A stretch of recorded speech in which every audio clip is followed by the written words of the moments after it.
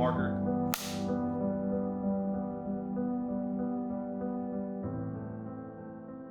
What parish are you from? Beauregard mostly.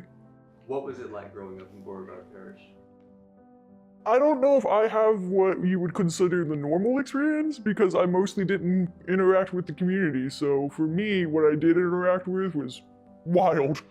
And what age were you first introduced to being trafficked? 5 years old. And how old are you now? 22. Who was it that was trafficking you? My grandparents. Were you in a situation where people bought you? And if so, who was that? That's a tricky thing because I wasn't even technically bought. I was more with an organization that they used as child prostitution, but like I was still being cared for by my grandparents, you know? So I wasn't technically bought, but I was used as the labor portion, if that makes sense. I was more so used as a tool. I guess lease is the best way of putting it. So what does being labor trafficked look like? That depends on where you're labor trafficked at, because some labor traffics go into sex trafficking as well, but if you're lucky, you'll get the farm traffic, and if you're really lucky, you'll get a farm that feeds you well and doesn't beat the shit out of its tools, aka your tools. And effectively, you don't get time to do any of your normal kid things. Like, you don't get time to study, you don't get time to do your schoolwork, you're struggling making that shit by. And this is if you still have, like me, a special case. The government took me from my parents and put me with my grandparents, so they still had to keep somewhat tabs on me. That's the only reason I got to be lucky enough to have some sort of education. Without that, I would have been completely struggling behind everybody.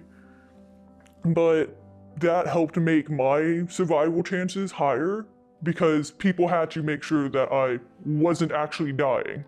They were obligated to do so. A lot of kids aren't that lucky. And so if you're not lucky, you get beaten, you get starved, you might just get left out in the field at some point. And honestly, if it's during the sun time, you're probably going to be dead of a heat stroke before they come back to check on you. You're just another little thing, honestly. And in situations like that, how did the traffickers keep control over you? For me specifically, it was threats of those that I cared for around me, like my brother or other people in the trafficking that were kids as well. And you can't help but form a bond to people that's going through the same things you're going through. Through all of this, how were you able to get out of your situation? Honestly, I just kept drawing people's attention after a certain point because you're always told to be quiet, especially growing up in the South. That's how family keeps their secrets.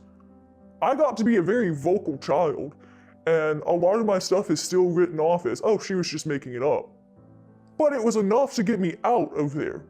I sounded enough alarm bells, I told enough people that eventually they just viewed me as too much of a problem to keep, and great, honestly. My advice is just be loud, be vocal.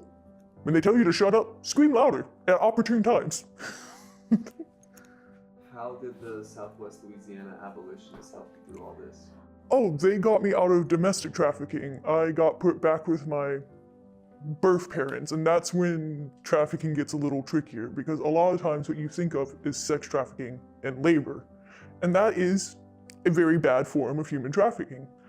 But it's not the only form. A more common form is actually domestic trafficking, where they'll keep hold of your documents. Like for me, it was my birth certificate, social security card, anything that had my name on it. And I need those to be able to prove who I am. So I had to grab my social security card and just get in touch with really some friends that got in touch with Rusty and the others from Southwest Abolitionist Group. That was great for me because with the fact that I had my social security card, they took me down to New Orleans, they got me a copy of my birth certificate, and from there things started falling into place. I got my first ID from that, and that was spectacular. So would you say that you are different now than you were when you first got out? Oh, absolutely. I didn't even think we were going to get my birth certificate. I thought I got out and I was still just going to struggle to survive. And then I got my birth certificate and then I got my ID, and it's like, I can get a job and open a bank account now. So how did that feel to have that newfound freedom? It was great. It was the fact of the matter is that I don't have to rely on somebody else for my own meals anymore. I can pay my own rent. I don't have somebody bossing me around in my house because they put all the arbitrary rules and I have to. Domestic trafficking is typically where you take care of the household. I cooked supper, I cleaned the house, I did all the things. I took care of childcare. I was an unpaid nanny. It's the best way to put it.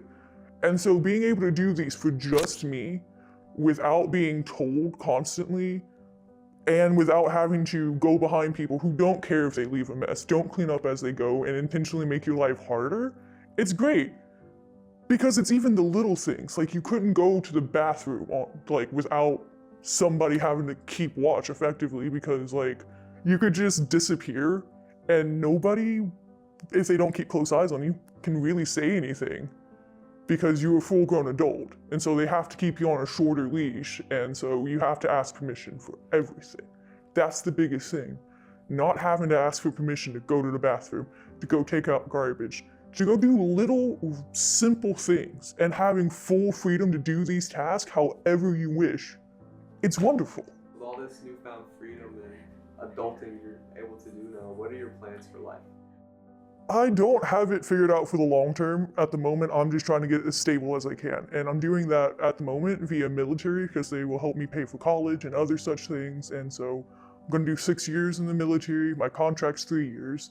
I'd have a few months and some days left over of they could call me back to service if I didn't re-up. So I'm just going to do a minimum 6 years. And after that, if I go the full 20, I'll go the full 20. But during that time, I'm going to be saving up money and trying to get myself set the way I want to be set. What would you like to say to anyone trapped in human trafficking currently? While I say be loud and be vocal, be loud but smart. You can't just tell everybody and anybody, because a lot of times that comes right back to your trafficker, especially if your trafficker is your family. You've got to tell people who are obligated to report and obligated to take that stuff seriously.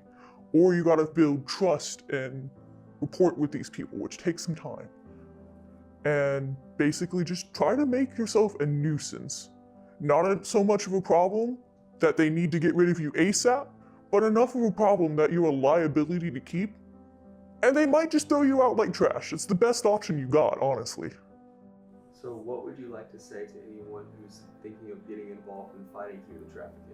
It's a wonderful cause, and if we did it, we could 100% stop it. Because if a kid can get out on their own by just being a problem, if there's people looking for this kid being a problem, that would have been so much easier. That's the important thing for people that's outside of it, even if you're not actively fighting it, to just stay on the lookout. It's the littlest places. It's not just the city, it's the small towns too. I grew up in a place where there was one post office and a convenience store. That's it. And it happens there. It happens from anywhere from there to New Orleans. You just gotta stay sharp, I guess. What's something you want to say? I don't really have much, but I will say that spite gets you farther than hope. I was a very angry child, and that's half the reason I'm here. If you are 100% hopeless, stay angry. Let me explain. I would have given up on my own life multiple times if I hadn't have been aware of the fact that this would make other people's lives easier. Their problems, me, disappears when I take myself out the equation. I'm going to live and do better than they would ever dream I could do just to prove them wrong. And somewhere along the way, you start doing it for yourself.